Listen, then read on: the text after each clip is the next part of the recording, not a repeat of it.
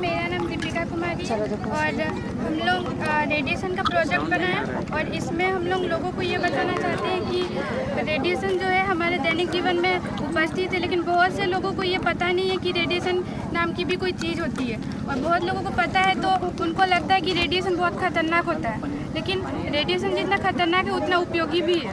जैसे कि रेडिएशन क्या होता है? रेडिएशन जैसे कि सूर्य का प्रकाश पृथ्वी तक पहुंचता है या फिर हम लोग के शरीर में पहुंचता है तो इधर ये बाहर आ जाओ यहाँ पे, ठीक है। दूसरे स्थान पर जाना, जैसे सूर्य का प्रकाश सूर्य से हमारे शरीर तक पहुंचता है जिससे हमें गर्मी और हीट का अनुभव होता है, ये भी एक रेडिएशन है। और यहाँ पे हम लोग बहुत सारे स्रोतों को बताएं जिसमें से सीटी स्कैन एक्सरे हॉस्पिटल जो कि जिसमें सीटी स्कैन और एक्सरे आते हैं, और डाटा टावर, इसमें से बहुत सारे ऐसे स्रोत हैं जो हमारे दैनिक जीवन में उपस्थित है और इससे रेडिएशन निकलता है। रेडिएशन मुख्यतः दो प्रकार के होते हैं, आयनकारी रेडिएशन और गैर आयनकारी रेडिएशन। जो गैर आयनकारी रेडिएशन होता है वो हमारे शरीर को कम इफेक्ट पहुंचाता है, जैसे कि मोबाइल फ़ोन से निकलने वाला रेडिएशन, वाईफाई और माइक्रोवेव। और जो कि गैर आयनकारी रेडिएशन है, आयनकारी रेडिएशन वो हमारे शरीर को अधिक इफेक्ट पहुंचाता है, जैसे कि सीटी स्कैन से निकलता है, एक्सरे से। जब हम लोग हॉस्पिटल जाते हैं और एक्सरे करवाते हैं तो उससे गामा रेज निकलता है जो कि हमारे शरीर के सभी अंगों को पार कर जाता है, लेकिन हड्डी को पार नहीं कर पाता, जिससे हमारी हड्डियाँ दिखती है और जिससे हमें पता चलता है कि हमें फ्रैक्चर हुआ तो कहाँ क्या हुआ वो पता चलता है। कौन सी किरणें मानव के लिए लाभकारी होती है?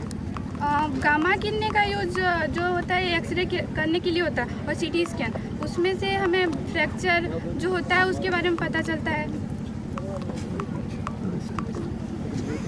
अच्छा, रेडिएशन से किस तरह की बीमारी हो सकती है? देखिए, अगर हम ज़्यादा यूज़ करते हैं तो रेडिएशन मोबाइल से निकलता है और कई चीज़ें रहता है।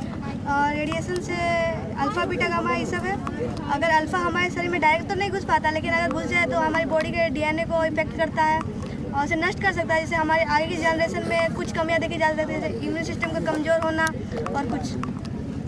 और जिसकी अल्फ़ा बीटा रेज है वो उससे भी हमारी बॉडी में त्वचा जल सकती है अगर वो हम संपर्क में आए, लेकिन उसे रोकने का भी है यहाँ पे एल्युमिनियम से टावर से कनेक्ट करने के लिए जब फ्रीक्वेंसी छोड़ता है तो इसे अलग प्रकार का रेडिएशन निकलता है जो हमारे माइंड में असर कर सकता है और जिससे हमारी माइंड की मेलानिन नामक ग्रंथि होती है लाइट से, उसे इफेक्ट पड़ता है, जिससे हमें नींद नहीं आती और अन्य बीमारी हो सकती है, और खासकर ये बच्चों और गर्भवती महिलाओं के लिए।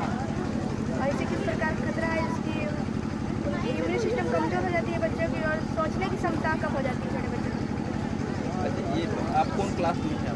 ये हम साथ अल्फा बीटा और गामा रेज में क्या डिफरेंस है, क्या अंतर है? अल्फा बीटा गामा रेज है,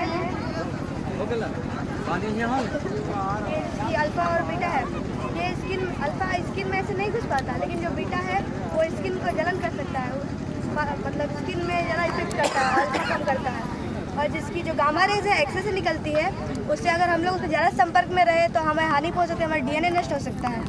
अच्छा, ये कोई ऐसे एक दो दुर्घटना बता सकते हैं जो मतलब कि रेडिएशन का बहुत बड़ा एग्जाम्पल के तौर पर हम लोग उसको ले सकते हैं? दुर्घटना नहीं, लेकिन एक एक्सपेरिमेंट किया गया था हम लोग के इंडिया में, केरल में, जिसमें 60 जैसे 20 मधुमक्खी सबको रखा गया और उसके एक बॉक्स में रखा गया और वहाँ रेडिएशन मतलब वेव्स को छोड़ा गया, जिसके परिणाम स्वरूप यह देखा गया कि उसमें से 60% जो मधुमक्खियाँ थी उसकी डीएनए नष्ट हो गई।